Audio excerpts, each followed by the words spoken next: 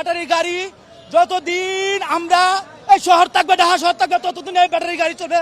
যতদিন এই রাস্তাঘাট থাকবে ততদিন আমাদের ব্যাটারি গাড়ি এই ঢাকা শহরে থাকবে। আমরা অবস্থান করবো যতক্ষণ পর্যন্ত আমরা দাবি আমাদের যতক্ষণ না মানবে ততক্ষণ পর্যন্ত আমরা রাজপথে থাকবো।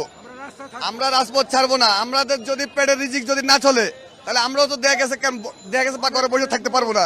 আমাদের দাবি গাড়ি চলতে হবে, অটো রিক্সা চলতে হবে। আমাদের অটো রিক্সা না চললে আমরা চলতে পারতেছি না, আমরা ঘর ভাড়া দিতে পারতেছি না, আমরা খাইতে পারতেছি না।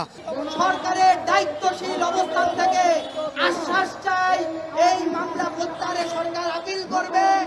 2, এই গাড়ি চলাচলের যেই নীতিমালা প্রণয়ন দরকার, ড্রাইভিং লাইসেন্স দরকার, গাড়ির লাইসেন্স দরকার, রুট পারমিট দরকার, সেই রুট পারমিটের ব্যবস্থা করবে।